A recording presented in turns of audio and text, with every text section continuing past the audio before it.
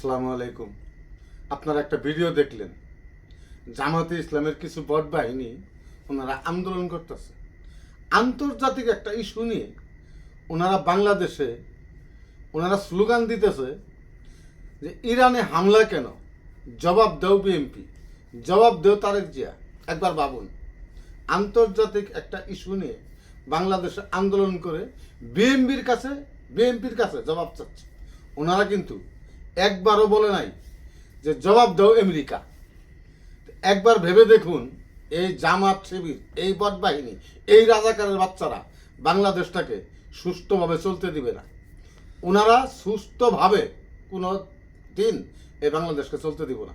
তারেক জিয়া বলেছিল যে আমি একটা সুস্থ ধারার রাজনীতি প্রতিষ্ঠা করব। এদের কারণে সুস্থ ধারার রাজনীতি বাংলাদেশে প্রতিষ্ঠা হবে না। কারণ যতদিন এই রাজাকারের বাচ্চারা বাংলাদেশে রাজনীতি করার সুযোগ পাবে, ততদিন এই দেশে সুস্থ ধারার রাজনীতি করা সম্ভব হবে না। কারণ এরা করতে দিবে না। কারণ এরা আসলেই মুনাফিক, আসলেই বাটপার। এদের কথা যদি বলতে হয় তো সারা রাত সারাদিন বললে শেষ হবে না। এরা কয়েকটা প্ল্যাটফর্ম অ্যাডজাস্ট হয়েছে। দেখুন, এই যে ইনকলাব মঞ্চ একটা প্ল্যাটফর্ম বাইর করছে, এটা কিন্তু আসলেই শিবিরের অবদান। সবই কিন্তু এই ইনকলাব মানে শিবির, শিবির মানে জামাত, জামাত মানে এনসিপি। এরা কিন্তু সবাই মিলিতভাবে এই দেশটাকে ধ্বংস করার জন্য চেষ্টা করতেছে।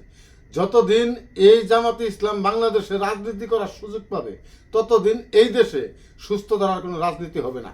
এই দেশে এই জামাতে ইসলাম শিবির এদেরকে সারিস্তা করার মতো একমাত্র আমলিগ ছাড়া এদের সারিস্তা করা পাবে না। আমলিগ থাকলে এখন পর্যন্ত ন্যাস গুটিয়ে গড়তে যায় পালাইতো। এরা কিন্তু গুপ্ত বাহিনী। আর এই গুপ্ত বাহিনী এমন একটা পরিস্থিতি সৃষ্টি করার চেষ্টা করতেছে বাংলাদেশে, যাতে এই দেশটা আরো ধ্বংসের পথে চলে যায়।